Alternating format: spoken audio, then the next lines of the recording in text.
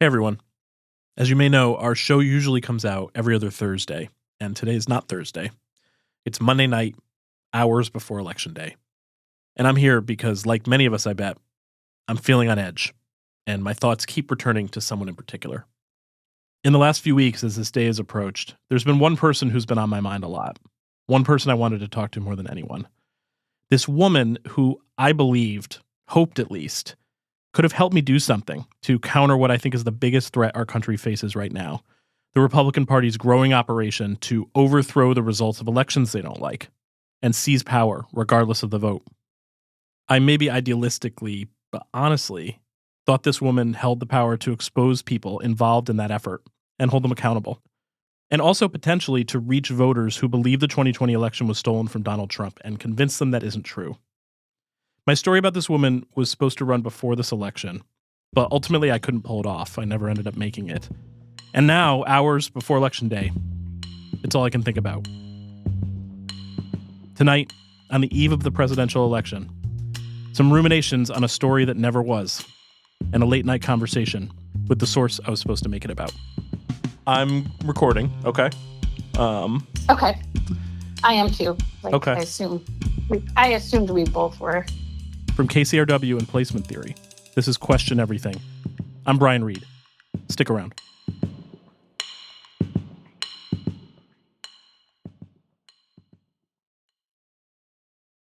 About a year and a half ago, I got a tip from a TV writer who DM'd me cold on Twitter. She wanted me to talk to this woman she'd gotten to know from Arizona named Stacy Burke. Stacy was 48 years old, a former school board president who was in law school when I met her, a mom and a grandma. Stacy had been involved in the Stop the Steal effort in 2020 and 2021, promoting false claims of election fraud to try and install Donald Trump as president instead of Joe Biden. And Stacy wanted to now blow the whistle on what she'd been privy to. She was like a Chelsea Manning or Edward Snowden, but for the world of Stop the Steal. It was pitched to me as a wild tale, with gunplay in the desert and armed henchmen and high-level people from D.C. doing twisted things. I wasn't sure about all that, though I was certainly intrigued. But what caught me really, when I first spoke to Stacy, was this. She no longer believed the 2020 election was stolen. Here was someone who had believed as deeply as anyone I'd ever known that there was a conspiracy to steal the election from Donald Trump. So deeply that she devoted months of her life to trying to uncover voter fraud, had been part of a group searching in dumpsters for shredded ballots, had sued Arizona's governor and others to contest the state's election results. And somehow, after that, she had emerged on the other side, on the side of reality, seeing the lies about fraud for what they were. If you've been listening to the other episodes of this podcast so far, about Barton Gellman and Tangle and even our episode Drinks for Five, you may have noticed that this issue in particular, people believing the lie that our elections are rigged, and journalism's ability, or not, to fight against that, I'm pretty fixated on it. My biggest fears this week have to do with Republicans who are using these lies to destabilize our voting process, cloud the results, as we saw on January 6th, maybe inspire violence. And in an alternate version of my life, what I would have been releasing this fall, instead of this show you're listening to right now, of me crying into my beer about what could have been, was Stacy Burke's story. I was imagining it as an in-depth series, maybe 5 or 6 episodes, that took the listener through what she'd lived through. I had hoped that with Stacy, a conservative, whose social circles are filled with people who believe the election was stolen, who believed it herself and came to see the truth, who had firsthand knowledge from inside the movement to overturn the election, I could tell a story that would reach people who do doubt our elections in a way I just hadn't seen. I thought hearing a story about Stacy with her own voice could have credibility with that audience. That's what I was hoping my contribution would be as a journalist before tomorrow's election.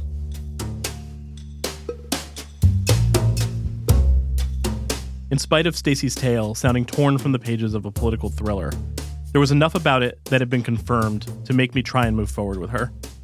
I knew, for instance, that at one point, because Stacy was in possession of what people were claiming was highly sensitive evidence of voter fraud, a group called the First Amendment Praetorian, which according to a congressional report is a paramilitary group that also has guarded retired Lieutenant General Mike Flynn, offered Stacy round-the-clock armed guards for about 7 weeks. This and other elements of her story had been covered and corroborated by reporters at other news organizations, Mother Jones, ProPublica, a publication called Raw Story, and by some local Arizona reporters. Also, importantly for a podcast series, a lot of what happened, Stacy secretly recorded. She had tons of audio. To show up there and take pictures of the plane and think there were ballots. Right. I heard recordings of Stacy talking to an aide in the Trump White House. Stacy talking to General Mike Flynn's brother, Joe. Stacy talking to a former senior NSA official. The New York Times ran a story featuring one of Stacy's recordings where a former aide to Trump confidant Roger Stone called on supporters to, quote, descend on the Capitol on January 6th. Stacy also provided recordings to the Congressional Committee investigating the attack on the Capitol that day. One of the more chilling recordings of Stacy's I heard demonstrated how precarious and dangerous a situation she was in, having realized the election was not stolen and having all these recordings. This is a conversation she had with one of her former security guards. It starts off casual. Hello. Hey, what's going on? Nothing much. Just cooking a steak. Cooking what? Cooking a steak. Oh, there you go. Life is good. Life was really good. Then Stacy talks about how scared she felt when he and the other armed men were guarding her.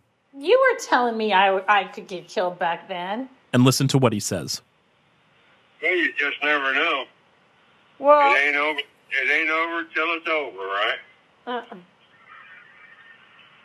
No, but I'm saying back, I'm saying back then. Well, I'm saying now and in the future. You know, it ain't necessarily over. Shit happens. I mean, I think he's saying her life could be at risk if she doesn't watch herself. You think I'm still going to get killed? Well, I don't know. Don't you think that if I was going to get killed, I would have been killed by now?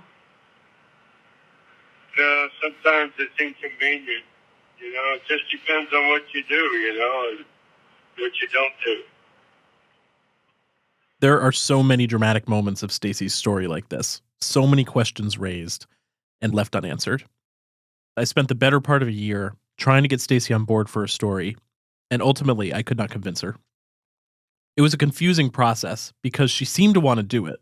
For one, her friend, the TV writer, had come to me. Stacy and I talked and texted a lot. She sent me tons of materials. She said it was important for the story to get out there. Her life had been thrown into chaos. She'd lost friends, been scared, traumatized. She went on the lam.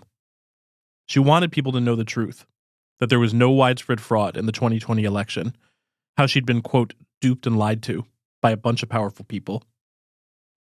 I flew to meet her in person for a week in an undisclosed location, and we spent the days doing interviews, going through her recordings. I thought we built a nice rapport, but I couldn't get her to commit to letting me finish the project. It's always been something of a mystery to me, why she bowed out. I did know she was mistrustful of journalists, felt burned by other reporters. At one point, as she and I were negotiating whether to move forward with the series, she asked me to articulate my motivation for doing her story, like write it down. In 16 years as a reporter, I've never been asked to do that, but I figured fair enough request. And I wrote it in a contract that I sent her to sign, spelling out my intentions and commitments, as well as what I'd need from her. It was kind of an awkward document. I have it here. Quote, Brian is committed to telling Stacy's story accurately and fairly, and to portraying her in a three-dimensional light. He is not working on behalf of Stacy and is not attempting to vindicate her, but he does have an obligation to depict her in her full humanity, without omissions that could undermine his obligations as a journalist. It goes on for a few paragraphs like this, and then I list all the things I need from Stacy. Full on-the-record access to her, every recording. She never signed it. I never fully understood why. We've stayed in touch a bit since the story stalled, but haven't talked in a while.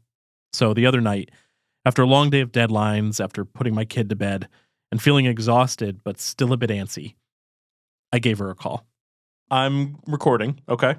Okay. I am too. Okay. I assumed we both were. Usually Stacy records secretly, but we know each other too well for that. I can't believe we're at another presidential election. Yeah, it's a bit surreal that here we are now 4 years later. I would definitely say we're not where I expected. Things are not where I expected them to be at this point in time. What did you expect? I somehow expected that there would be more resolution, that people would have a better, like that there would be at least some sort of understanding of some of the things that happened in 2020 and like a common belief in what had occurred. With the story I'd been planning to make about Stacy, I'd been hoping to do just that, bring people to a common belief in what occurred. Of course, we never got to do that, and I wanted to know why. Ultimately, did you not fully trust me? And is that why you didn't go forward with the story? I would say that was a factor by the time we were talking. I mean, obviously I still had that trust because like I still talk to you. And so I had a level of trust. But I think when you had said you wanted to do the story to come out in October before the election, I thought, okay, is this going to be another thing where it's like, slice and dice the audio clips until it paints a story that's not even the accurate story? Like, was it political? Was it like influencing the election kind of thing?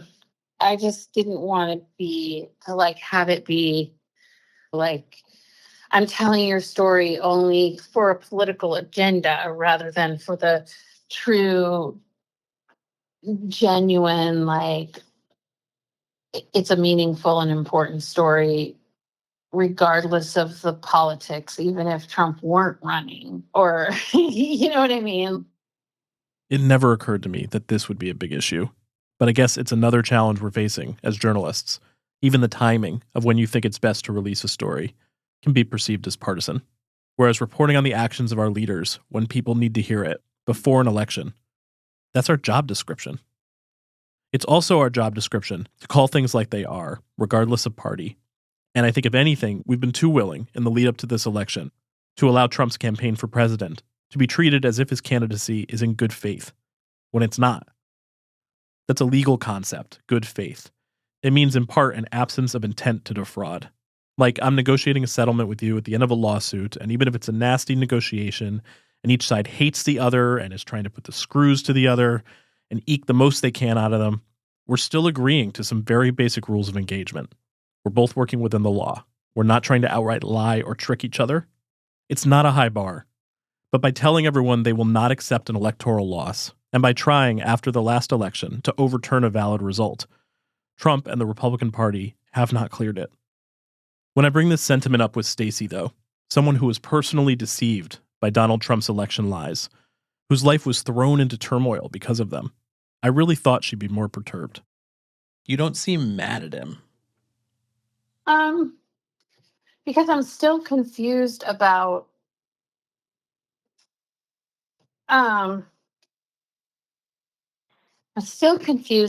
whether he was being influenced by other people who had their own agendas. I don't know, but doesn't that make him so helpless?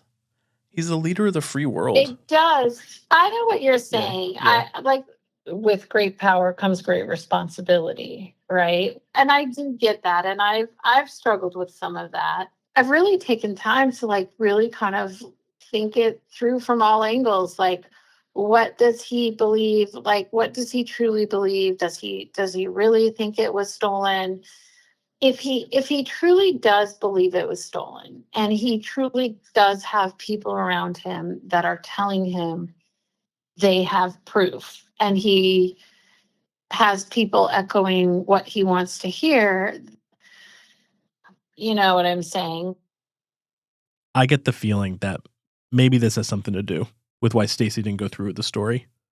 This knee-jerk protectiveness of Trump. Why give him that much benefit of the doubt? Trump keeps saying the election was stolen. He's saying something that's not true. over and over again, still running on a platform that's based on this very damaging lie about our democracy, Yeah.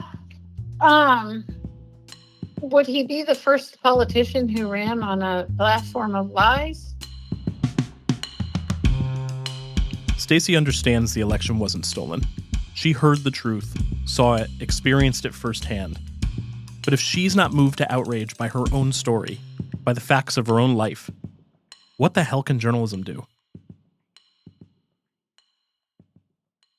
I've had this fantasy of the Stacy story in my mind, where she agreed years ago and I figured out all its complications and put out a series and people listened and believed something they hadn't before. Maybe some accepted the truth, that our last election was not rigged. But instead, tonight, we have a presidential candidate who's still pushing that lie, reporting be damned. And alongside it is promising to go after the press in ways we have not seen.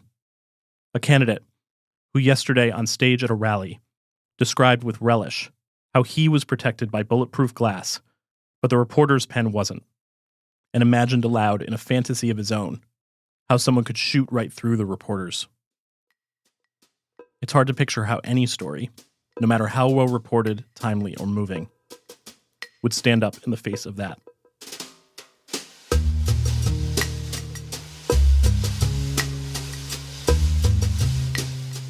Before I let you go, I just want to give an extra special thanks tonight to my amazing team here. I know this show's a lot about me, but so much work and skill from every member of our staff goes into making episodes like this one that I hope sound simple to make, but trust me, they aren't. So thank you to our producers, Sophie Kazis and Zach St. Louis, editors Neil Drumming and Jonathan Goldstein, our sound designer Brendan Baker, our fact checker Maggie Duffy, and our intern Emily Malterre. Also, thanks to KCRW's Chief Content Officer, Arnie Seipel. And of course, thank you to our executive producer, Robyn Semien. Also, by the way, we are on This American Life this week. If you came our way after hearing us there, welcome.